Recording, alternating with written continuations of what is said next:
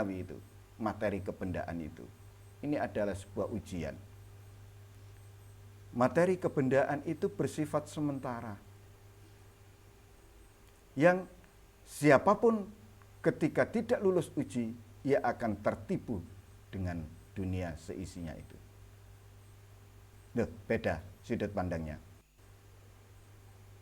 Mereka yang sudah dibuka basirohnya oleh Allah, ditunjukkan dari hakikat duniawi, benar-benar ia tidak mungkin memiliki rasa iri, dengki, hasut kepada orang-orang yang diberi kenikmatan dalam bentuk harta kekayaan. Masih ono tonggone terus tiba-tiba mendapatkan uang banyak oleh landasan misalnya. Dia kondisinya tidak pas-pasan, ya tidak akan mungkin iri. Gak mungkin iri meri. Bahkan jika benar basirohnya telah melihat hakikat itu, ia tidak mau, tidak berani untuk tamak, untuk berharap diberi, berharap dibelas kasihani dan seterusnya. Ya, hakikat yang sudah tidak hakikat yang tidak bisa dipahami oleh banyak orang ini, walam takstur alaihal afkaru walad domair. Basiro aja kalau masih permulaan belum bisa memahami, apalagi untuk memahami hakikat itu dengan akal pikiran dan domir. Domir itu hati nurani, perasaan, hati kecil. Para sufi sudah meyakini bahwa akal secerdas apapun, domir manusia ini sangatlah terbatas, yang tidak akan pernah mampu untuk menembus rahasia-rahasia ilahi. Akal kita hanya mampu menjangkau hal-hal yang bersifat rasional, logis, atau yang bisa dipikirkan berdasarkan pengalaman. Sementara domir, perasaan yang halus ini, meskipun halus, ini tetap dalam ranah subjektif manusia. Jadi jangan kemudian rasa yang sampean rasakan, katanya hati benar dan seterusnya, itu dijadikan pedoman domir. Itu masih ranah subjektif. Yang ranah subjektif ini masih terikat oleh hawa nafsu, ego, dan lain sebagainya. Nah, sementara rahasia-rahasia ilahi ini bersifat transenden, tidak bisa dijangkau, melampaui logika akal manusia, melampaui kata-kata, nggak bisa diungkapkan dengan kata-kata. Bahkan melampaui ya apa yang tersirat di pikiran, di hati manusia yang secara umum itu rahasia ilahi, hakikat dari rahasia-rahasia ilahi. Nah, bagaimana untuk bisa menembus asrar ilahiyah? Ya, tidak ada cara selain mulai dari tazkiyatun nafas, penyucian diri, tathirul qalb, penyucian diri. Tazkiyatun nafas itu penyucian jiwa, pembersihan jiwa. Tathirul qalb, penyucian hati. Mujahadah, melakukan perjuangan yang terus-menerus melawan hawa nafsu. Mukhalafatul hawa, ada mujahadatun nafsi, ada mukhalafatul hawa. Mukhalafatul hawa itu tidak memperturutkan keinginan nafsu rendah kita. Kemudian menaik ke mukabadah fi tarki dunya wa ma fiha, bersungguh-sungguh di dalam meninggalkan kecintaan pada dunia dan seisinya. Ini setelah mujahadah, mukhalafah, mukabadah. Mukabadahnya ini dilakukan dengan penuh kesungguhan, meninggalkan dunia dan segala isinya di hati. Nah, sambil terus kemudian melanggengkan zikir. Terus kapanpun dan dimanapun senantiasa berzikir, menyebut dan mengingat Allah, merasakan kehadirannya, merasakan pengawasannya. Nah, setelah melalui proses itu semua di bawah bimbingan seorang guru mursyid, disitulah kemudian jika Allah berkehendak membuka hijab-hijab seorang salik, hijab-hijabnya akan dibuka dari yang menutupi basirohnya. Hijab-hijab yang menutupi pandangan mata batinnya dibuka oleh Allah. Yaitu mengalami kasyaf. Jadi di proses kasyaf ini bukan akal yang bekerja, bukan lagi perasaan yang meraba-raba, ngiro-ngiro, bukan. Tapi hati yang telah disinari, diterangi oleh cahaya ilahi, nurullah dan nur Muhammad. Jadi hanya dengan kasaf itulah rahasia-rahasia ilahi yang tersembunyi di balik setiap ciptaan tersingkap. Makanya para sufi menekankan pentingnya untuk fana, meleburkan kedirian kita, meleburkan ego kita. Nah, praktek fana ini nggak bisa kalau tidak punya guru mursyid. Praktek fana ini tidak bisa diraih jika rasa percaya dan cintanya kepada guru tidak terus menaik.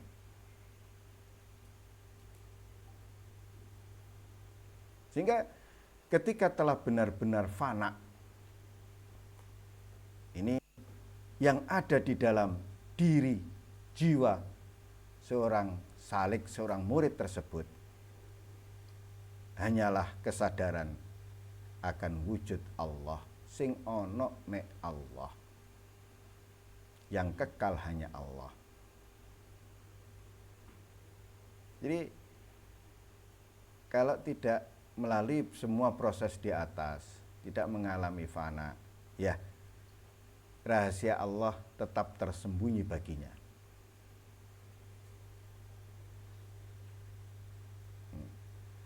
Dalam istilah sufi, dari kasaf-kasaf itu, ini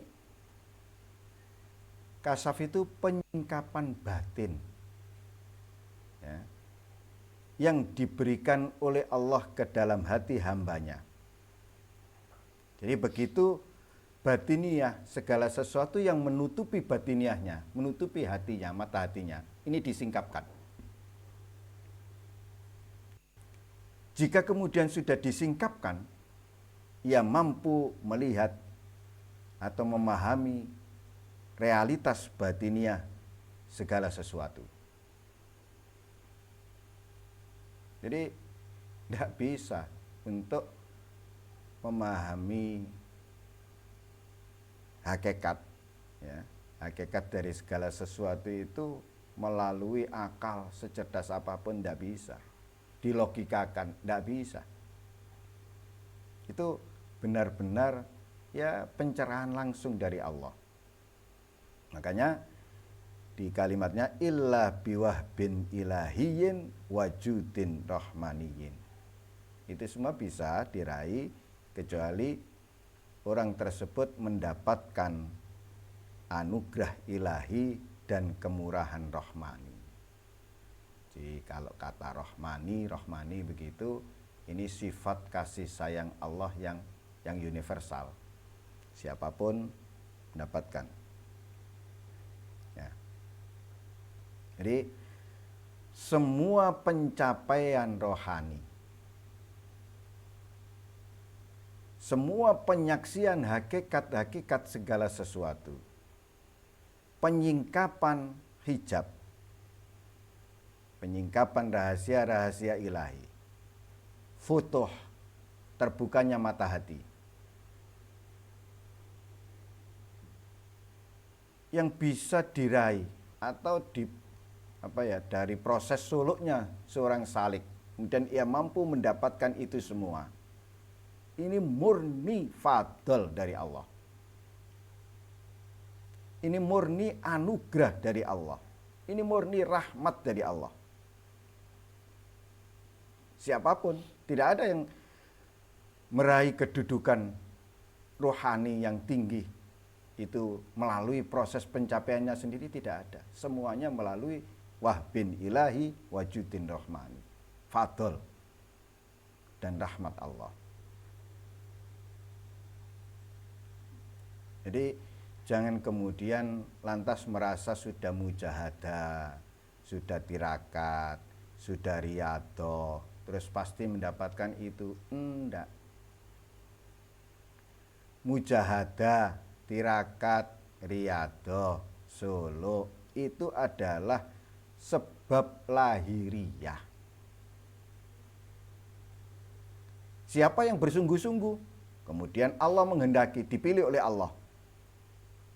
Jika Allah memang menghendaki untuk diberi futuh, diberi kasyaf, ditinggikan makom kedudukannya, ini yang bersungguh-sungguh. Yang tidak bersungguh-sungguh, ya tidak. Yang bersungguh-sungguh saja dalam tirakat, riyadhah, mujahadah dan seterusnya tadi, ini kalau kemudian dipilih oleh Allah, dikehendaki oleh Allah, diberikan fadl, anugerah, ya dia dapat.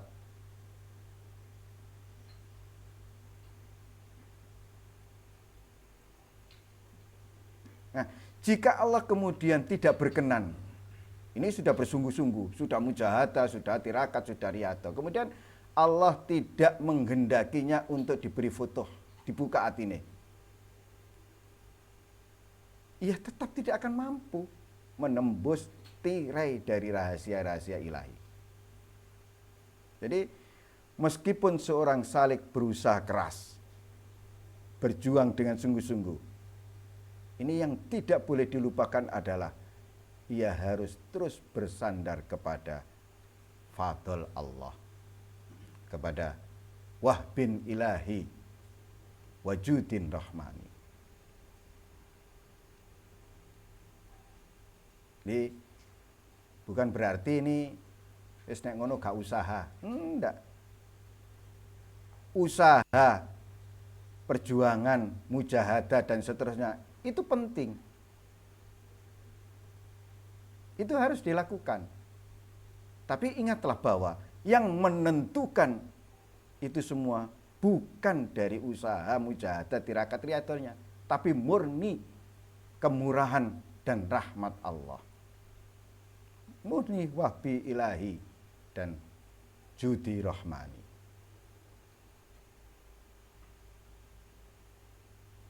Nah, maka ketika kemudian Allah berkehendak memberikan anugerahnya kepada seseorang, memberikan kemurahannya kepada seseorang, memberikan fadlnya kepada seseorang, dan seterusnya, ya, ini orang tersebut akan memahami segala sesuatu. Ini semua sudah diatur oleh Allah dengan sangat sempurna. Ya, lanjutannya. Siapa yang mendapatkan wahbin ilahi wajudin rahmani? Liman i'tanallahu bihi min ibadih. Bagi mereka-mereka, bagi hamba-hamba Allah yang diberi perhatian khusus oleh Allah. Ya wis dipilih dari sononya. Jadi untuk bisa memahami rahasia ketuhanan, rahasia-rahasia ilahi, rahasia di balik setiap takdir yang telah ditetapkan oleh Allah, ini hanya diberikan kepada hamba-hamba Allah yang terpilih, yang mendapatkan nazar khusus dari Allah, inayah sabiqah, mendapatkan perhatian khusus dari Allah, yang ijtiba, yang sudah dipilih oleh Allah. Nah, yang kayak begini ini tidak boleh dipertanyakan. Ya, ini bagian dari rahasia Allah. Siapa yang kemudian dikehendaki diberikan wahbin ilahi, diberikan judin rahmani, dan seterusnya tadi itu, dipilih oleh Allah. Siapa yang diperhatikan oleh Allah, diperhatikan secara khusus. Ini makhluk tidak boleh mempertanyakan.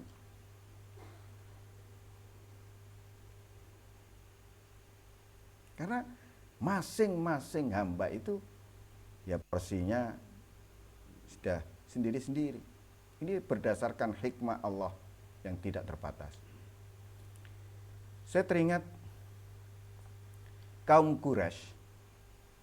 Kaum Quraisy itu juga mempertanyakan, apalagi yang Bani Israel dari kaum Yahudi. Kenapa yang diangkat menjadi nabi dan rasul itu dari kalangan Arab, bukan dari kalangan mereka, yaitu nabi kita itu? Nah, mereka mempertanyakan. Sehingga dari mempertanyakan mereka, kemudian mereka tidak beriman. Kalau Allah menghendaki memang dari bangsa Arab, nah kenapa tidak? Begitu juga dengan kondisi kita saat ini. Kalau kemudian seseorang diangkat oleh Allah, dipilih oleh Allah, diberi perhatian khusus oleh Allah untuk dijadikan sebagai pewaris sejati Nabi, ya kenapa tidak? Nah, kita jangan pernah mempertanyakan itu. Karena itu bukan porsi kita. Itu sudah jauh ditetapkan oleh Allah. Jauh memang telah dipilih oleh Allah.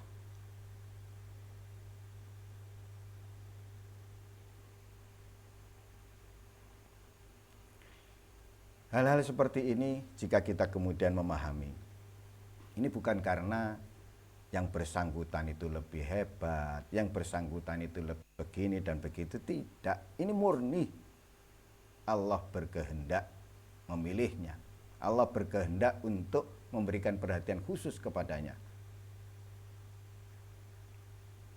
Lihat surat Asy-Syura, surat ke-42 ayat 13. Allahu yajtabi ilaihi may yasha wa yahdi ilaihi may yunib.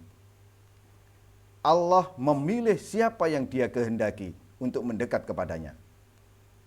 Dan Allah memberi petunjuk kepadanya siapa yang kembali, siapa yang bertaubat.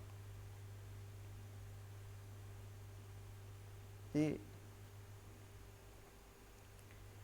dalam perjalanan spiritual itu, ya,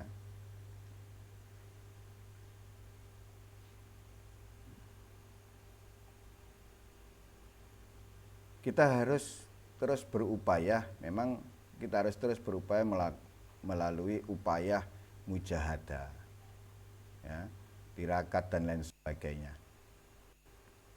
Tapi sekali lagi, yang menentukan hasil hanya Allah. Yang menentukan siapa yang dipilih, diberi futuh, misalkan begitu, ya hanya Allah.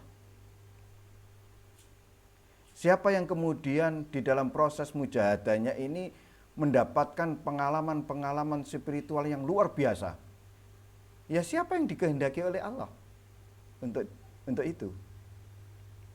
Nah, semua upaya, semua usaha, semua bentuk mujahadah, tirakat riyadhah, ini adalah sebab lahir cara jalan menuju Allah.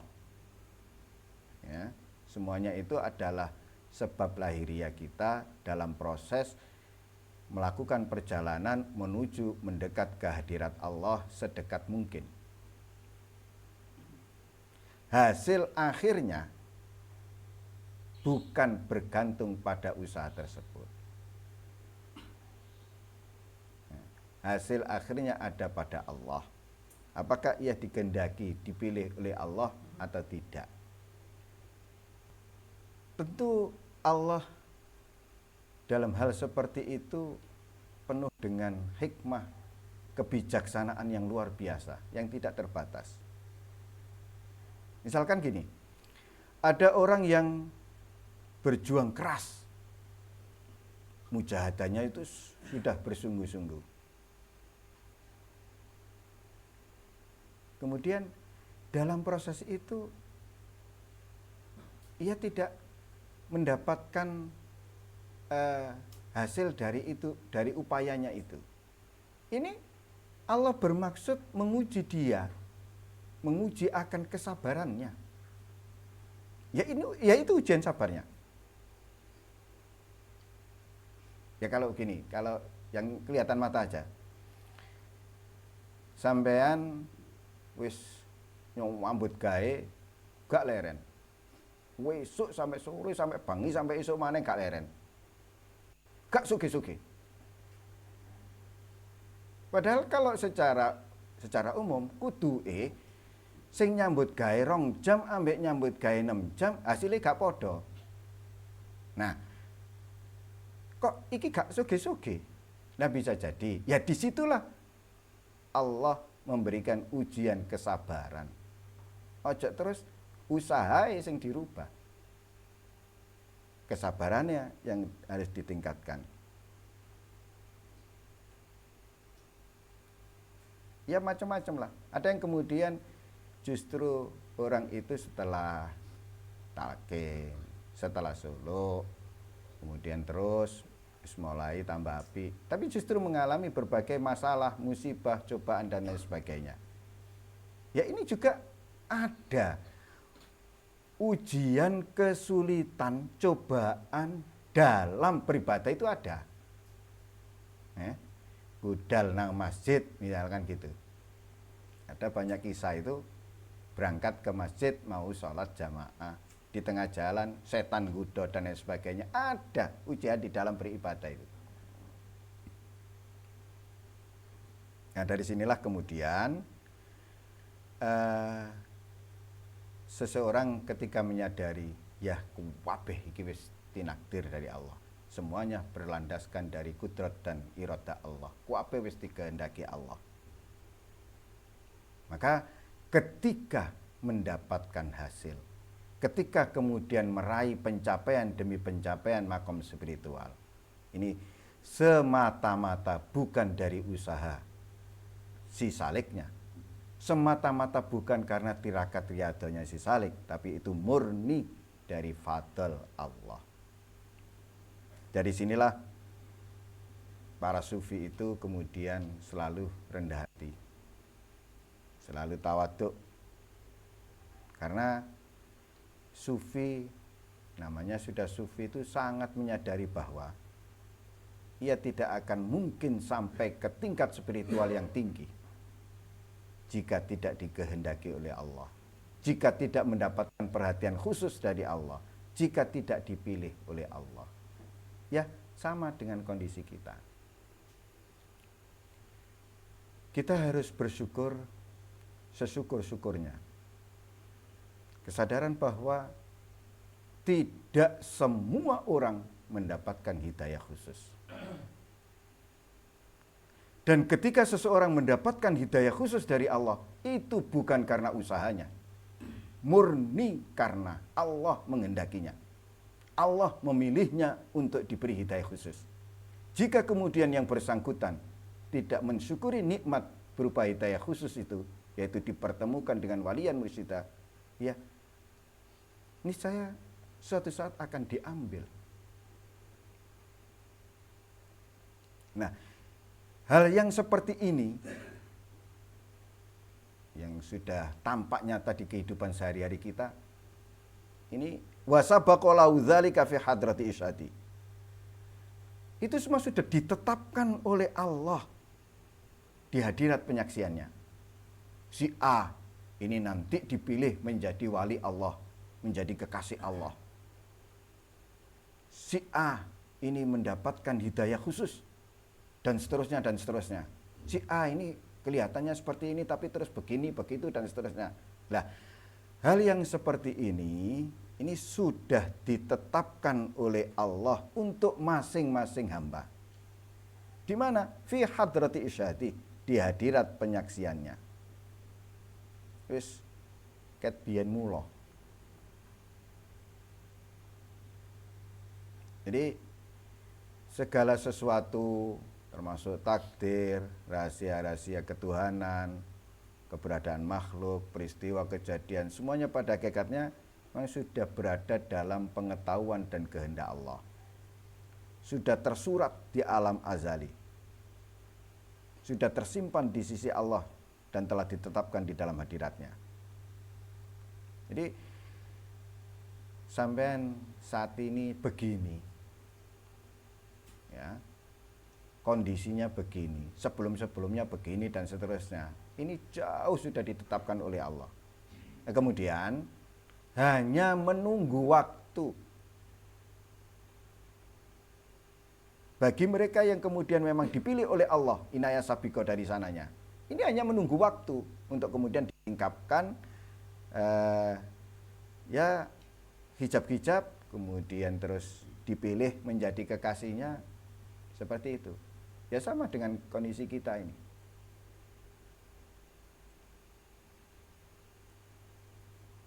Maka realitas sejati, hakikat itu bukan yang kelihatan mata. Yang kelihatan mata itu bukan hakikat. Hakikat itu berada di musyahadah, di penyaksian batin. Karena kalau basiroh kita, mata hati kita menyaksikan kebenaran, kemudian meyakininya, ya itu hakikat itu. Jadi bukan yang kelihatan oleh mata dohir kita. Nah, ketika seseorang hamba, seorang salik telah menyaksikan seperti itu, telah musyahadah, ya pasti ia menyadari bahwa semuanya berasal dari Allah. Semuanya berlangsung karena Allah, dengan Allah, bersama Allah. Semuanya akan kembali ke Allah. Ini konsep. Kullun minallah. Melihat segala sesuatu, semuanya dari Allah, berasal dari Allah. Di prosesnya, semuanya harus karena Allah, dengan Allah, bersama Allah, menuju Allah, wa ilallah. Akan kembali kepada Allah semuanya.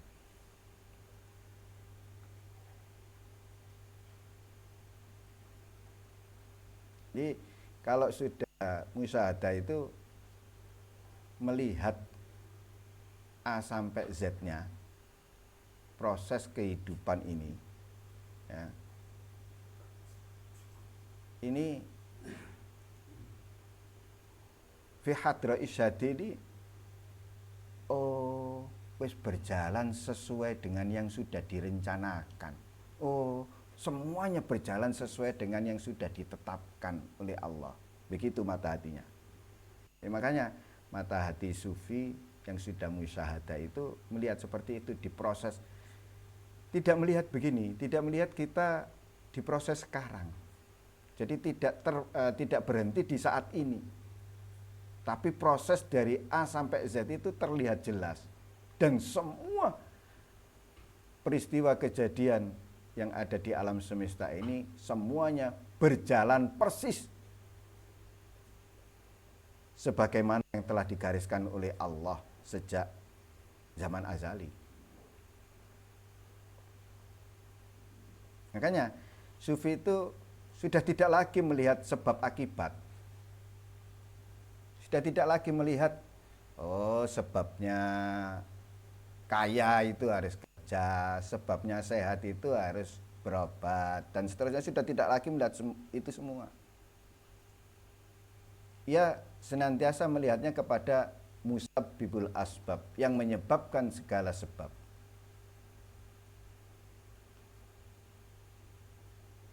Karena mata hatinya ini sudah melihat ya di alam syahada sana, di alam menyaksikan di hadra isyhadi, di hadra syuhudnya itu. Oh iki wis kabeh ditetepno karo Gusti Allah, wis diputusno karo Gusti Allah, wis dikersakno ngene dan seterusnya. Sudah seperti itu.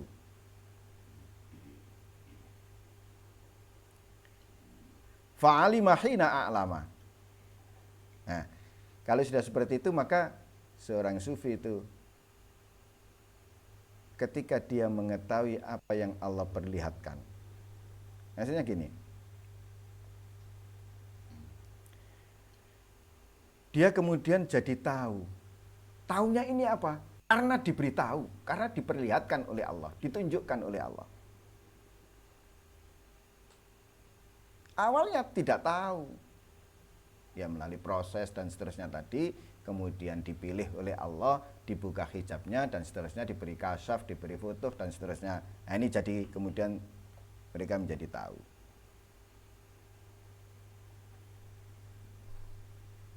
Ya tahu tadi itu, kullun minallah, segala sesuatu itu dari Allah, berasal dari Allah. Segala sesuatu itu bergerak karena Allah, dengan Allah, bersama Allah dan seterusnya.